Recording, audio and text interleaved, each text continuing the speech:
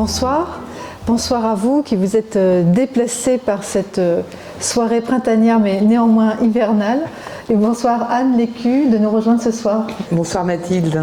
Je suis très heureuse de vous retrouver Anne pour parler de votre dernier ouvrage qui est un ouvrage étonnant, extrêmement foisonnant aussi. Grâce à vous nous redécouvrons un prophète que nous connaissons beaucoup. Je me faisais la réflexion en lisant votre livre.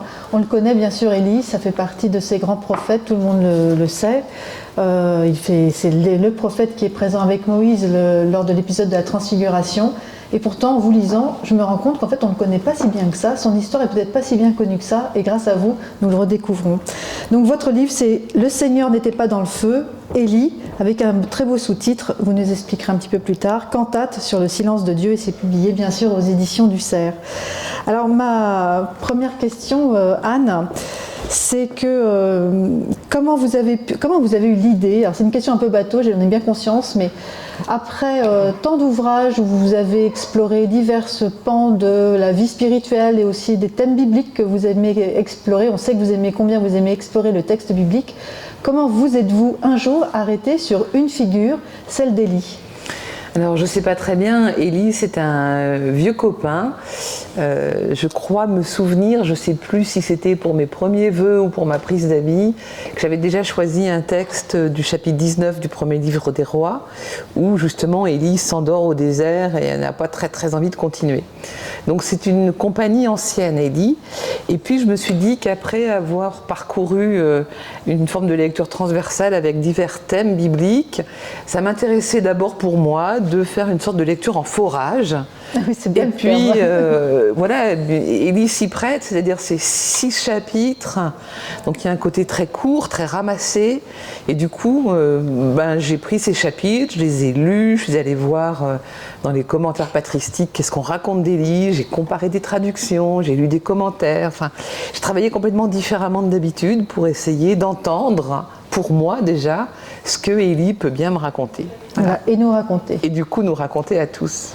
Comment est-ce que vous avez, qu'est-ce que vous avez constaté en préparant l'écriture de ce livre et comment vous avez pu l'aborder? Est-ce que vous avez redécouvert finalement un prophète et puis finalement aussi un guide spirituel? Alors c'est un bon compagnon surtout, je ne sais pas si c'est un guide, c'est un bon compagnon. Il y a 1000 façons de le lire, je trouve qu'il est très polysémique et ça c'était une découverte peut-être. J'avais pas du tout repéré avant de m'y pencher vraiment que en fait il y a 2 sortes de phases dans ces chapitres. Il y a le moment où Élie va dans tous les sens, il va au nord, au sud, à l'est, à l'ouest. Il explore le territoire de la même manière qu'on explorerait un temple, dit un des commentateurs, et je trouve que c'est très vrai. Dieu s'adresse à lui 10 fois, donc c'est une forme de décalogue aussi, donc tout ça, ça a un rapport avec le temple, avec l'Arche d'Alliance, évidemment avec Moïse, parce qu'il revisite la vie de Moïse, donc c'est déjà une sorte de réinterprétation des Écritures au sein même de la Première Alliance. Et puis, ce qui m'a vraiment donné le déclic pour essayer de travailler ce texte, c'est cette forme de contraste entre le moment où tout feu, tout flamme, il fait son concours de prophètes et ça marche. Les prophètes de Baal sont explosés, d'ailleurs il va même les trucider. Ils n'arrivent pas du tout à faire descendre le feu du ciel sur l'Holocauste. Élie arrive et paf, ça marche quoi. Et puis quelques lignes plus tard, dans le chapitre suivant, il apprend que le Seigneur n'était pas dans le feu. Et ça, je trouve ça fascinant, cette espèce de contraste entre les succès d'apparence où on pourrait croire que voilà, ça y est, il y arrive, il a enfin dégommé les idoles, et en fin de compte, c'est pas ça. Et c'est ce petit verset qui vous a décidé à écrire. Et ça, du coup, je me suis dit, voilà, le contraste, ça vaut vraiment le coup de le travailler, de comprendre, et puis d'apprendre aussi pour moi et pour nous que nos succès d'apparence, finalement, ne sont pas délégitimés, mais c'est du vent, quoi. C'est pas très important. Alors vous dites, vous écrivez que Élie n'est pas un personnage fictif, mais il n'est pas non plus un personnage historique. Alors est-ce que vous pouvez nous expliquer cet entre-deux qui déconcerte Ça, c'est un peu déconcertant, mais je pense que c'est la notion de personnage conceptuel qui est un peu déconcertante et qui est très familière du texte biblique en fait. Les auteurs bibliques mettent en scène des personnages pour dire quelque chose de la foi du peuple. Ça ne veut pas forcément dire que c'est pas un reportage historique. Voilà. C'est un récit théologique qui dit quelque chose de la foi du peuple à partir d'expériences réelles, évidemment.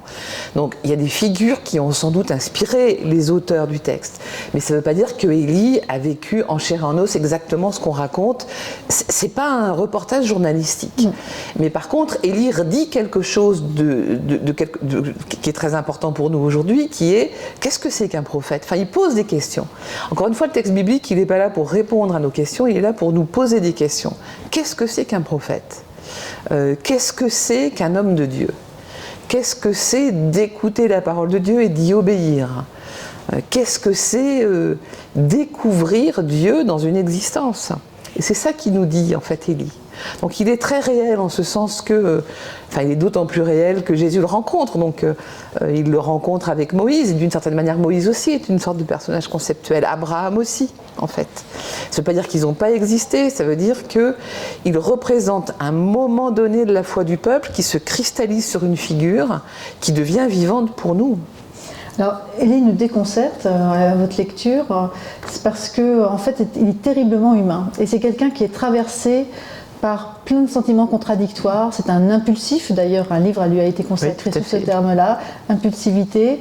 Il est emporté, il est assez colérique. En fait, on sent qu'il maîtrise mal ses émotions. On sent qu'il n'est pas, on ne sait pas par qui il est guidé. Et puis, ça va s'assagir et finalement, il va entendre ce silence qui va finalement l'apaiser et tout d'un coup, la route sera beaucoup plus sereine. Alors, ma question, c'est est-ce que cet homme le rend pas, enfin, ce prophète n'est-il pas particulièrement à part dans la compagnie des prophètes qui l'ont précédé ou suivi? Alors il est très à part parce qu'il est considéré quand même comme la figure prophétique par excellence. Et il est le premier dans l'histoire, en fait, il y aura d'autres prophètes après. Et il est très à part parce il apparaît, on ne sait pas d'où il sort, paf, il arrive, et il dit quelque chose au roi Akab en disant il y aura une sécheresse. Mais visiblement, Dieu ne lui a pas demandé de le dire, donc on ne sait pas d'où ça sort, cette parole. Et puis il sera appelé prophète une seule fois dans l'entièreté du livre. Alors pourquoi est-ce qu'il est prophète? Peut-être qu'il est prophète parce qu'il voit quelque chose et qu'il dit ce qu'il voit. Et puis surtout, il va apprendre à être un vrai prophète. Et ça, c'est intéressant. Il va apprendre. Alors, il y a des écoles de prophètes à l'époque. Il ne va pas du tout dans une école de prophètes, du tout. Des groupuscules de prophètes. Élisée non plus, mais il les fréquente, Élisée. Bon. Et puis surtout, on voit différents âges de la vie d'Élie. C'est-à-dire qu'au début, c'est un jeune homme impulsif, comme vous le disiez. Il annonce une sécheresse. Pendant ce temps-là, il se la coule douce au bord du torrent. Il a à boire pendant que les autres tirent la langue. Ce qui fait dire au père de l'Église, mais attends, Élie, réveille-toi. Enfin, il faut peut-être annoncer la fin de la sécheresse. Ça va bien. Donc il y a des pères de l'Église qui disent, mais ça va pas du tout. Élie, ça colle pas. Et puis il va apprendre en partant. Là, cette fois, il entend une parole de Dieu. Il se déplace. Il va chez une femme étrangère au pays de Jézabel, donc la fameuse reine qui est l'épouse d'Akab, qui est une méchante, elle, une vraie méchante, une nana bien tordue comme il faut, idolâtre et mauvaise. Donc il va rencontrer une femme qui est une veuve dont on ne connaît pas le nom, et auprès de cette femme, il va apprendre déjà à se poser un peu, il va apprendre à prier auprès d'elle, il va apprendre aussi qu'on donne ce qu'on n'a pas et que peut-être la vie spirituelle, c'est apprendre à donner non pas ce qu'on a, mais ce qu'on n'a pas. Cette veuve, elle va lui donner de quoi faire un petit pain, de cuire un petit pain alors qu'elle n'a plus de farine et qu'elle n'a plus d'huile, et elle donne ce qu'elle n'a pas, moyennant quoi elle reçoit. Donc ça aussi c'est une question pour nous. Qu'est-ce qu'on n'a pas qu'on peut donner? Peut-être du temps aujourd'hui aussi. Voilà. Et puis il va revenir donc là un peu plus mature vers Akab, faire ce fameux concours de prophètes où on a l'impression que là ça match bien. Et après ça, énorme burn-out. Il a l'impression de ne plus y arriver du tout. Il dit quelque chose de très important. Il découvre qu'il n'est pas meilleur que ses pairs. Une forme d'entrée dans l'âge adulte, enfin, quand même. Là, il est très découragé, il veut mourir, donc il a des pulsions suicidaires. Ça aussi, ça peut être très parlant pour nous aujourd'hui. Et puis finalement, il s'endort dans le désert. Un ange, un messager de Dieu vient le voir, lui donne à manger et à boire et lui dit mange et bois. Donc, oui, il mange, il boit, puis il se rendort.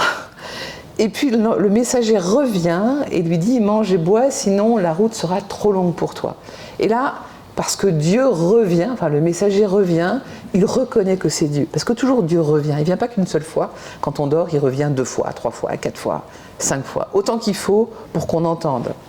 Et là, il se lève, il va marcher 40 jours dans le désert, vers le sud cette fois, à l'inverse des pas de Moïse, hein, et il va vers la montagne où Moïse avait rencontré Dieu. Donc il met ses pas dans les pas de ses pères. Et sur la montagne, il va avoir une révélation de la même manière que Moïse en avait eu une, pour précisément apprendre que Dieu n'est pas dans le bruit, n'est pas dans les succès d'apparence, mais ailleurs. Et ce qui est intéressant, c'est qu'après ça, on a l'impression que la vie d'Élie continue comme si de rien n'était. En tout cas, moi, c'est l'impression que j'avais à première lecture. Il continue, pas tout à fait à faire venir le feu du ciel, mais pas loin, sur des idolâtres. Mais il ne va plus du tout dans tous les sens. En fait, il monte et il descend. Comme s'il y avait un truc fondamentalement modifié dans ses coordonnées d'existence. Il monte et il descend, il est sur la montagne, il prie, il descend quand il y a besoin, il remonte. Et puis finalement, il va descendre pour de vrai, accompagner Élisée, qui sera son successeur, au bord du Jourdain, et là encore mettre Élisée en position de se remettre dans les pas de Moïse et cette fois repartir dans la bonne direction vers la terre promise. Voilà. Donc du coup, je pense qu'il nous apprend que dans nos vies, il y a des âges différents, et on peut faire une crise d'adolescent à 80 ans, je pense que ça, c'est pas impossible. Et donc il nous montre des types de réactions, des types de relations à Dieu différentes. Et puis il va apprendre dans le désert ce passage que tout le monde connaît, qui est magnifique, qui est que Dieu se révèle dans une voix de fin silence, ou dans la voix d'un silence subtil.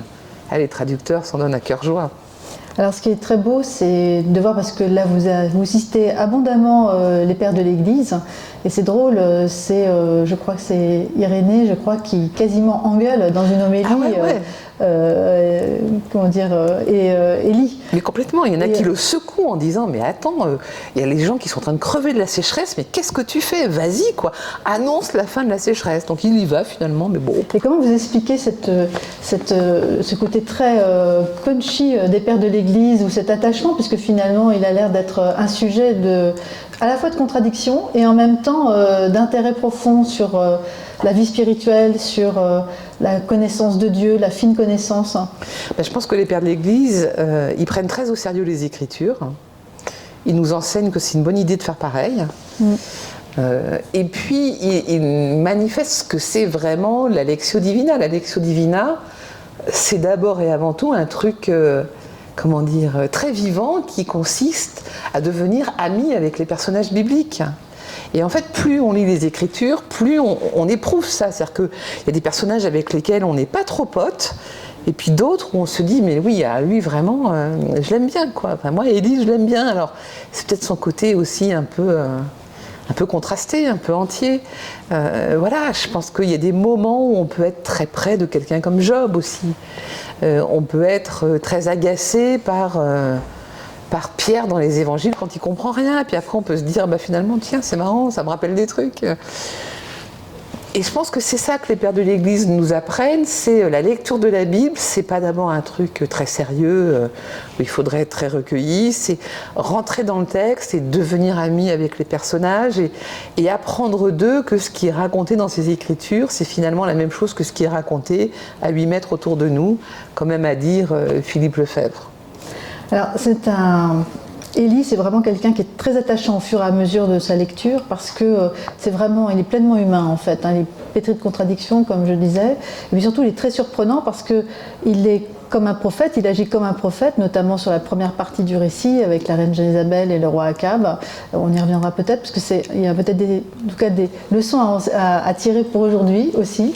Mais c'est quelqu'un qui, par 2 fois, est étonné quand on lui dit, notamment la veuve de Sarepta, tu es un homme de Dieu. Alors c'est bizarre cette contradiction entre le fait d'agir comme un prophète et pourtant de ne pas se sentir de Dieu. Et puis c'est Élisée qui va renverser un peu la vapeur, qui va lui faire admettre, ou en fait il va acquiescer à ce que dit Élisée. Alors je pense qu'effectivement, à la question qu'est-ce que c'est qu'un prophète, il nous donne une réponse qui est c'est quelqu'un qui est absolument certain de ne pas en être un. Déjà. Ça nous donne un petit critère de discernement. Parce que ceux qui pensent qu'ils sont des prophètes, peut-être s'en sont pas. Élie, Non, il ne pense pas du tout être prophète. Il dit des choses, il voit des choses, il les dit, y compris si ça déclenche des catastrophes. Il y va un peu à la truelle. On a envie de lui dire, écoute, on se calme. Oui, et puis de fait, c'est les autres qui vont lui apprendre, et je trouve que c'est quand même très sympa de dire que c'est un homme de Dieu. C'est beau ça, oui, c'est beau. En fait. Et il va apprendre que oui, mais peut-être qu'on est tous des hommes et des femmes de Dieu dès lors qu'on lui fait un tout petit peu de place. Alors revenons un peu au début du récit, parce que c'est très intéressant de planter le paysage. Donc on est à peu près à quelle époque de... On ne sait pas très bien, c'est pas daté, mais vous êtes un peu précise au démarrage de votre livre. Ah, mais je ne me rappelle plus du tout ce que j'ai écrit. Enfin, on se trouve quelque part en Terre Sainte. On est quelque part à l'époque des rois. Voilà. Le royaume est divisé entre royaume du Sud et royaume du Nord. Moi, j'ai pas la mémoire des dates, je suis désolée. Le royaume est divisé entre royaume du Sud et royaume du Nord. Donc on est bien après David et Salomon. Et il y a une guerre entre ces royaumes, en tout cas de la rivalité. Et donc Élie est du royaume du Nord.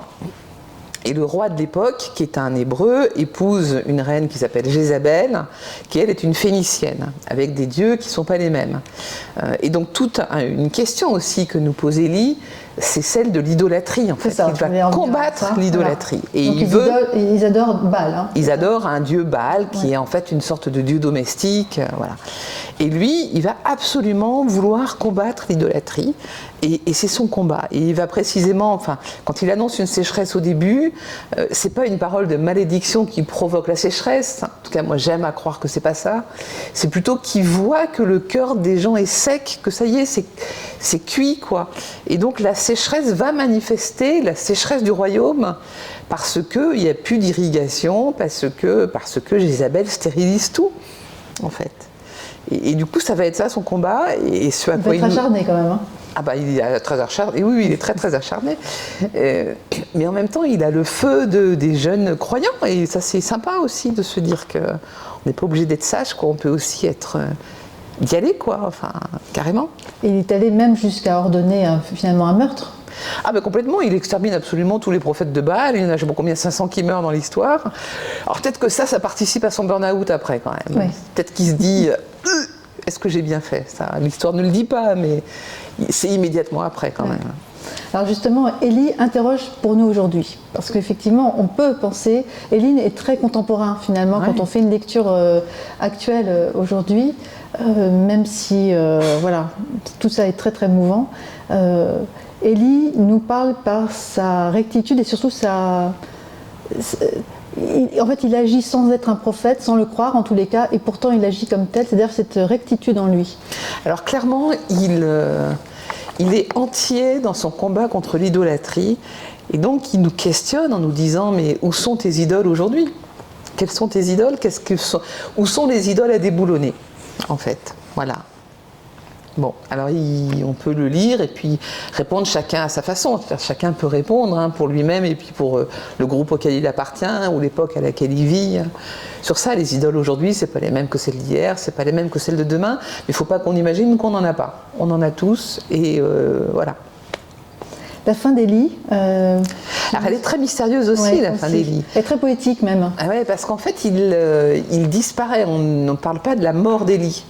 Il est enlevé dans un char de feu, donc le feu continue d'habiter la vie d'Élie du début à la fin. Il est enlevé dans un char de feu. On a l'impression qu'il est un peu réticent pour que Élisée l'accompagne vers ses derniers jours. Et pourtant, Élisée va persévérer. Et en fait, il revisite avec Élisée, c'est assez beau ça, tous les grands moments de l'histoire sainte qui les ont précédés, comme s'il y avait une sorte de pèlerinage sur les grands croyants qui ont précédé Élie, Abraham, Isaac, etc., le Jourdain, Moïse évidemment. Et puis à un moment donné, il disparaît. Voilà. Et il laisse en héritage son manteau. Alors le manteau a une grande signification, moi je m'étais déjà intéressée au manteau et aux tuniques, mais c'est assez indissociable de la personnalité du héros biblique en fait, la tenue. Et là il va laisser son manteau à Élisée comme une forme de, comme il laisserait son esprit en fait, c'est une sorte d'héritage. Voilà, c'est le patrimoine d'Élie qui va être déposé entre les mains d'Élisée, patrimoine qui va savoir faire fructifier, puisque grosso modo tous les miracles d'Élie, Élisée va les reproduire, et un peu plus même que Élie. Je pense que c'est 2 fois plus. Enfin, il fait tout en double. Alors ce manteau a une grande importance parce que dans le récit, puisqu'en fait c'est grâce à ce manteau dont Élie se recouvre à un instant dans le récit où finalement il prend conscience qu'il est un homme de Dieu.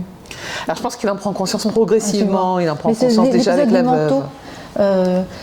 Quand est-ce qu'il remet son manteau? Il met son manteau sur lui quand... Il met son manteau à la fin. À la fin.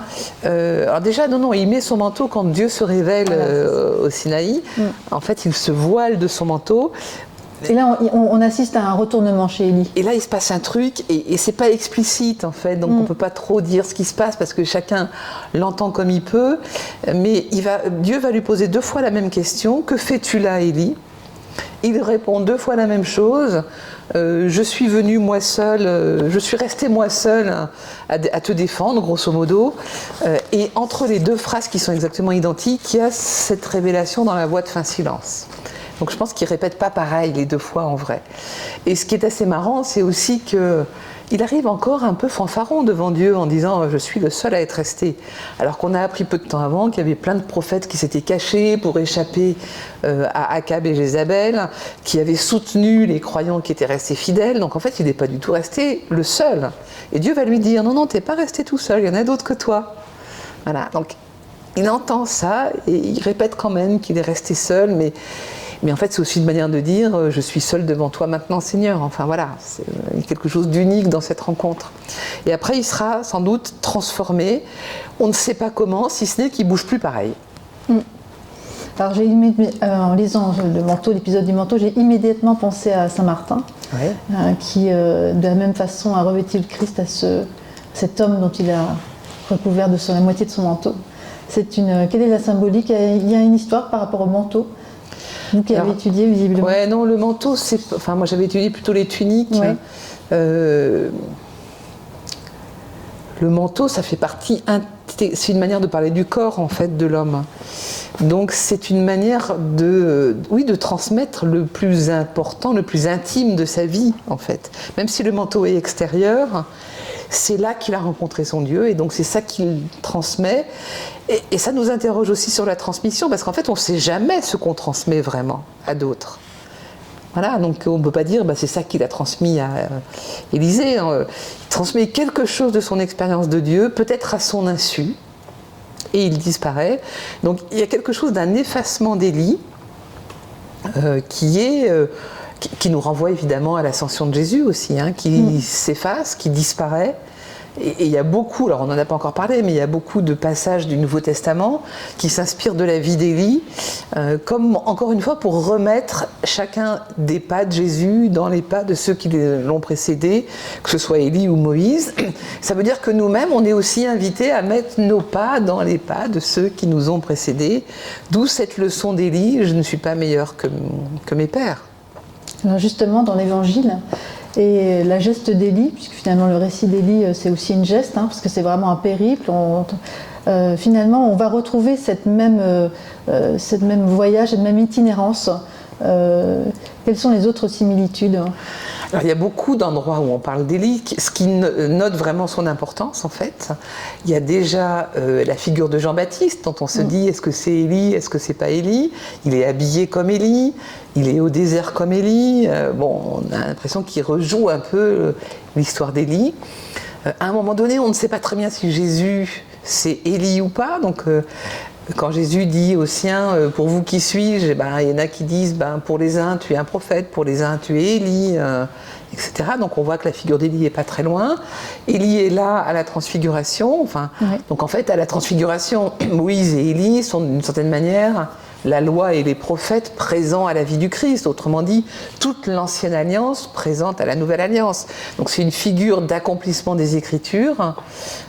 Et puis Jésus parle explicitement d'Élie et d'Élisée, par exemple au chapitre 4 de l'Évangile de Luc, quand il dit que nul n'est prophète en son pays, il dit bien finalement c'est à une veuve étrangère qu'Élie a été envoyé. C'est aussi à des étrangers que que Élisée va être envoyé. Donc il renvoie à ces figures-là. Et puis l'ascension, pour moi, c'est une sorte de remake aussi de ce qui se passe avec l'effacement d'Élie. Mais juste avant ça, quand Élie et Élisée marchent ensemble vers la disparition d'Élie, ça nous fait penser aux disciples d'Emmaüs, quoi. Enfin, c'est construit pareil, les récits sont construits pareil. Donc derrière ça, il y a l'idée que les rédacteurs des évangiles connaissent parfaitement tous ces chapitres concernant Élie et ont la volonté d'inscrire la vie du Christ dans la vie des prophètes et dans la vie de Moïse. Je faisais une réflexion, en préparant la rencontre, j'ai été voir, comme vous avez certainement été voir, quels étaient les ouvrages parus sur Élie. Oui. Il y a peu de choses en fait. Il y a eu des choses, alors je sais que vos sources sont plus anciennes, et en fait finalement, aujourd'hui c'est une figure qui est très peu traitée. Pourquoi ? Parce qu'il y a beaucoup plus de choses sur d'autres, mais Élie semble être une figure peu abordée. Alors déjà, c'est pas un livre biblique comme tel. Non, c'est vrai. C'est 6 petits chapitres, donc c'est pas beaucoup. Il faut aller chercher. Il y a quand même des ouvrages récents, je pense, je me rappelle plus de son nom, d'un enseignant bibliste qui a fait un énorme pavé sur Élie. Il y a peu de choses disponibles en fait. Voilà. Il y avait Élie l'impulsif que j'avais lu effectivement il y a 20 ans, ça date un peu, mais que j'avais bien aimé. Il y a toute cette collection de textes patristiques faite par cette sœur carmélite qui permet de faire quand même, moi ça m'a bien aidé aussi pour faire du tri dans les auteurs qu'il convient d'aller lire dans les textes patristiques au sujet d'Élie. Moi je trouve pas qu'il y ait si peu de choses que ça, parce que quand même j'ai eu beaucoup de lectures. Tant mieux. Donc si, je trouve que pour 6 chapitres bibliques, il y a quand même matière. Aujourd'hui il y a moins de choses quand même. Mais peut-être c'est vous qui savez ça, Mathilde. Donc vous n'avez pas eu de mal à trouver de la nourriture spirituelle et biblique pour... Non, j'ai pas eu de mal, et puis du coup c'est aussi bien... C'est l'histoire d'un compagnonnage aussi. Non, puis ça évite de recopier, c'est-à-dire qu'à un moment donné, écrire sur un texte, c'est aussi essayer de l'entendre pour ce qu'il nous dit aujourd'hui, quoi. Pourquoi la figure d'Élie est-elle si importante dans la vie religieuse ? On sait qu'elle est importante pour celle du Carmel. Tout à fait. Donc, elle est très importante, alors, évidemment au Carmel, parce que Élie a une expression d'emblée, dès le chapitre 17, qui va redire à plusieurs reprises « Le Seigneur devant qui je me tiens ». Le Seigneur est vivant devant qui je me tiens, dira Athanase, je crois. Par la vie du Seigneur devant qui je me tiens, dira-t-il plus loin. Et je crois que ça, c'est quelque chose du geste de la vie religieuse. C'est très compliqué d'essayer de définir la vie religieuse. Moi, je ne suis pas capable, je ne sais pas ce que c'est. J'aime beaucoup la formule de Michel de Certeau qui dit, grosso modo, le religieux, c'est un peu comme le poète, il ne sert à rien, il ne peut pas faire autrement que d'être religieux. Ça, je trouve que c'est assez juste, en fait. Et en même temps, il a le choix, il aurait pu ne pas l'être, évidemment. Il aurait été heureux quand même, tout à fait bien, évidemment. Voilà.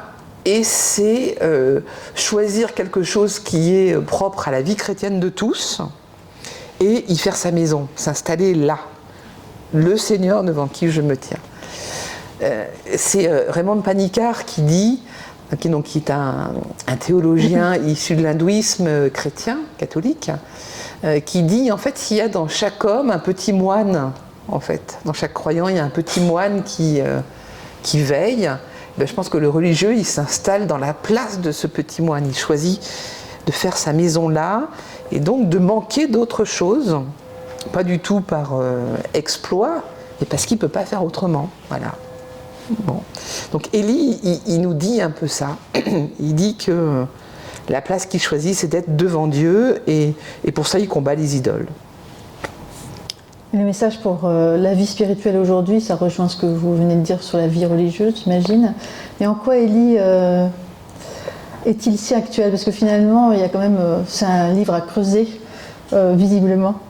Alors je pense qu'il est actuel parce que ça, je pense qu'on prend plaisir à redécouvrir sa vie. C'est agréable en fait. C'est un récit C'est un récit vivant. Ouais.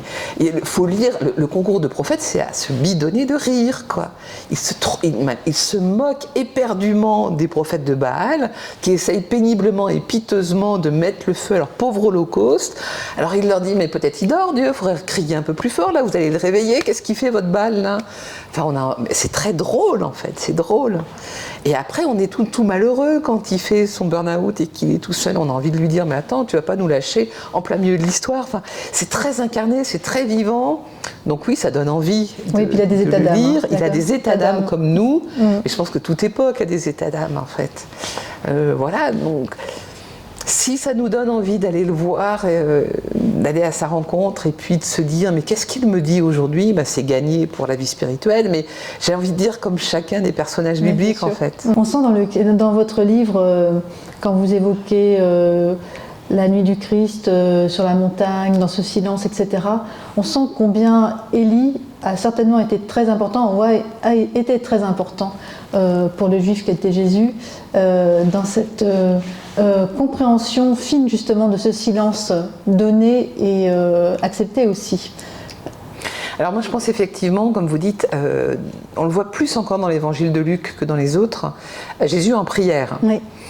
Et notamment, alors moi ça c'est un verset qui m'a bouleversée il y a quelques années, au chapitre 6 de Luc, il est écrit et il passe la nuit à prier Dieu. Et Sœur Jeanne d'Arc, qui est quand même génialissime, traduit, il passe la nuit dans la prière de Dieu. Et ça je trouve tellement fascinant cette traduction, et je pense qu'effectivement, Jésus passe sa vie dans la prière de Dieu. Et il nous invite à rentrer dans la prière de Dieu, comme si le souffle de Dieu était une prière en fait.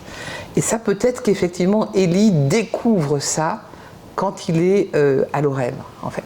Que le silence de Dieu, c'est sa présence qui ne quittera plus Élie, même s'il est ailleurs, même s'il fait autre chose, même s'il est très actif. Ce silence-là et cette présence-là, Élie découvre qu'elle était en lui et il ne le savait pas, et qu'elle ne le quittera plus. Et ça, je trouve que Jésus nous apprend, moi ça m'a vraiment bouleversé ce verset, que finalement, notre vie, c'est être dans la prière de Dieu, être porté par la prière de Dieu. C'est pas d'abord nous qui prions, mais c'est Dieu qui prie en nous. Et exercice, si exercice il y a, c'est se laisser porter par ce mouvement et rentrer dedans, en fait. Est-ce que Élie, finalement, au début de l'histoire, de son histoire, c'est un apprenti, en fait, il cherche... Ah oui, c'est un apprenti, clairement. Puis il s'affiche comme apprenti, enfin, il ne fait pas semblant, donc ça aussi c'est rassurant. Et, exactement. Et finalement, étape par étape, notamment avec la veuve de Sarepta, qui finalement lui apprend aussi le silence, oui. Énormément. Finalement, il y a une forme d'éducation qui s'opère tout au long de son récit. Tout à fait. Oui. Parce qu'en fait, chez la veuve, il va passer un certain temps. Oui, il va passer 3 ans et demi par là. Elle lui fait une petite chambre à l'étage. C'est vrai. Et il va habiter là. Et on ne sait rien de ce temps-là. C'est une sorte de vie cachée d'Élie où il apprend quelque chose. Peut-être qu'il ne sait pas lui-même à ce moment-là ce qu'il apprend. Une forme de retraite. Une forme de retraite. En tout cas, il est en retraite, ça c'est sûr. Alors peut-être qu'il va aider la veuve à cultiver son lopin de terre, ça on ne sait pas.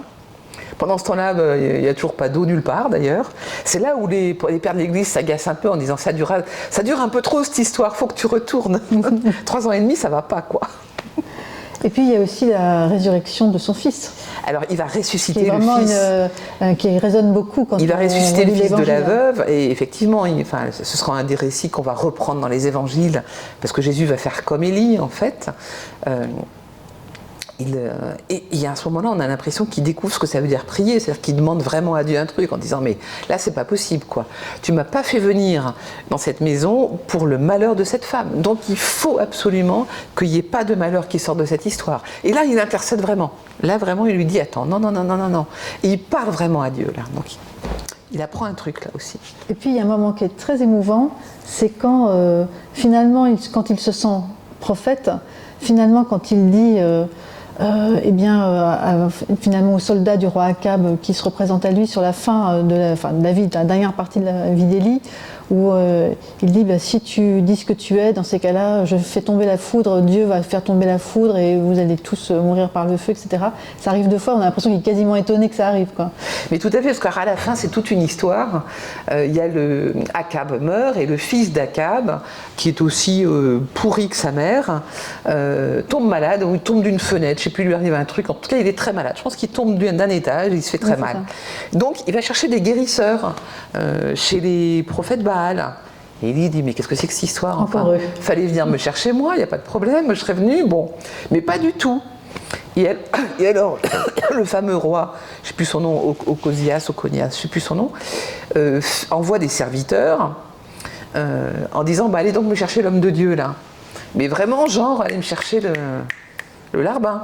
Donc, ils vont le voir, ils vont voir Élie qui est sur sa montagne, et puis ils lui disent t'es convoqué chez le roi. Donc il dit mais ça se passe pas comme ça en fait, je suis pas convoqué chez le roi.